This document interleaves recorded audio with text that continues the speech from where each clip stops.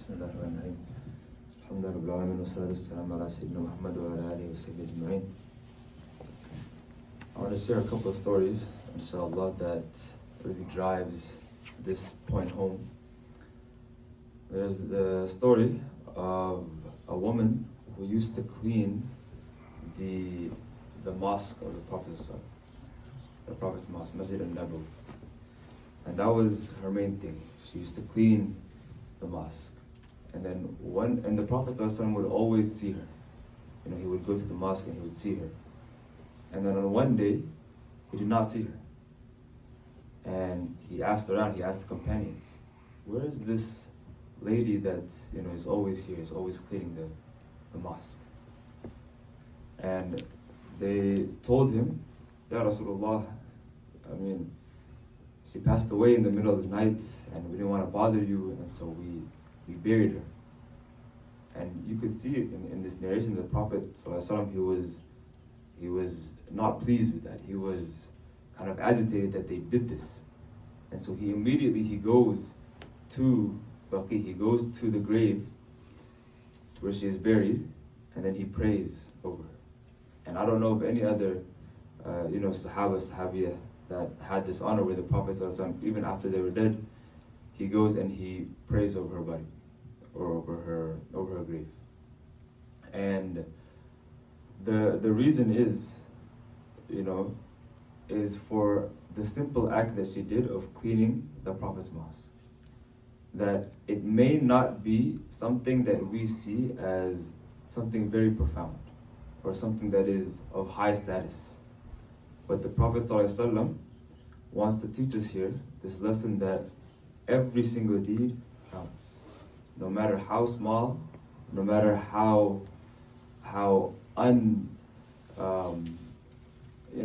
unimportant it looks, every deed counts, no matter how small or big it is. And this other story I want to mention is that the Prophet ﷺ, one time he was in the mosque and he was in a gathering, kind of like this. He was in a gathering with his companions. And then all of a sudden, he says that a man from the man of Jannah is about to enter. And so everybody, of course, turns their head and looks and tries to see who is this person. Everybody's watching closely. And then the man comes in, his beard wet from making wudu. And he puts his shoes in the shoe rack and he comes in, and he comes and sits in the gathering. And the next day, same scenario, same situation, they're in the same gathering, and the Prophet says again, a man from the men of Jannah is about to enter. And everybody again swivels their head, looks, they want to see who is it? Is it the same man? And lo and behold, it's the same person. On the third night, same exact thing happens. And the Prophet said that a man from the men of Jannah is about to enter. And everybody looks and it's the same person. And one of the Sahaba, I believe Abdullah bin Amr, he really wanted to know what made this man so special. So he goes and he approaches the man and he says, look, I've been in a fight with my dad, and I don't feel comfortable at home. Could I stay with you? And so the man says, yes, of course. And so they go to his house.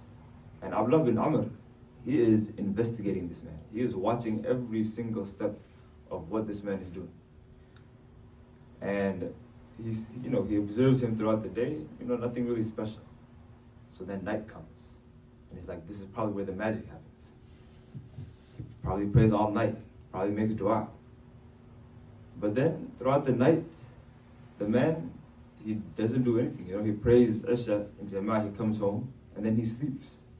He sleeps all the way until Fajr. And then he wakes up a little bit before Fajr, prays, makes dua, and then goes to the masjid. And that's it.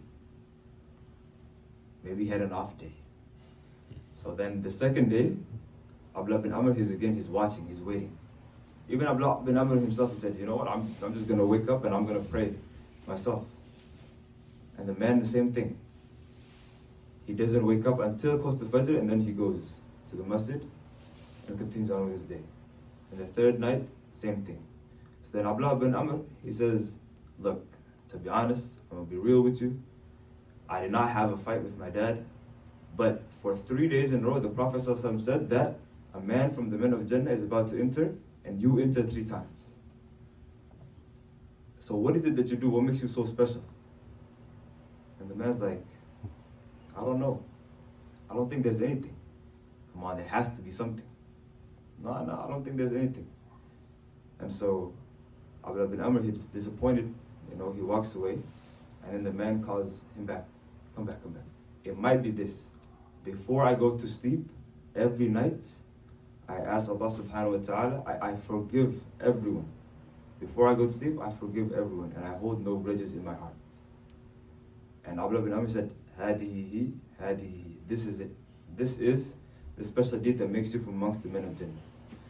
So the main takeaway from these 2 stories is that do not belittle any deed. You don't know which deed is going to take you to Jannah.